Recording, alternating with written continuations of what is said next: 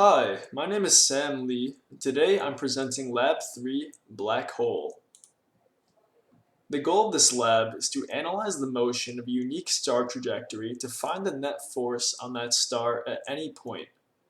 And then using the analysis of its motion, we estimate the mass of the black hole.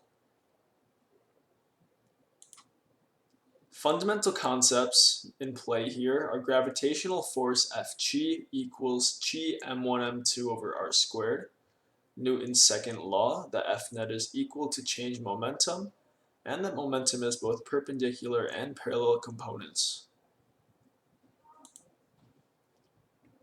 So for GlowScript, the first thing I did was plug in the initial constants, and the mass of the star was 2 times 10 to the 30 kilograms, and the time interval between data points was a day, or 86,400 seconds. The next thing I did was change the code for calculating FNet. So I got the code for calculating initial and final momentum, and then change velocity, and then change momentum. And change momentum allowed me to calculate Fnet. Next, I calculated the perpendicular and parallel components of Fnet. As you can see here, I found p hat, and then I got dp dt parallel and dp dt perpendicular, and that was just equal to Fnet parallel and Fnet perpendicular. The final thing I did was make code for the mass. This formula is just the rearranged Fg formula. Fg equals gm1m2 over r squared in terms of m. So the data I got from GlowScript, Fnet was equal to 1.057 times 10 to the 24 newtons. Fnet parallel was 1.556 times 10 to the 28 newtons.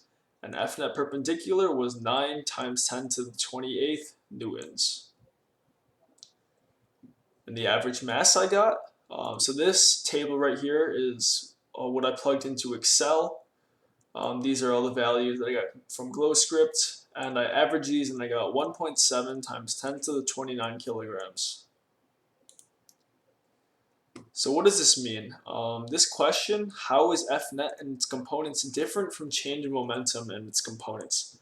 So Fnet is equal to the change momentum, and that would mean its components, Fnet's components parallel and perpendicular would also be equal to the components of change momentum in both parallel and perpendicular components. That's how we were able in the code to set Fnet equal to Fnet component equal to change momentum component.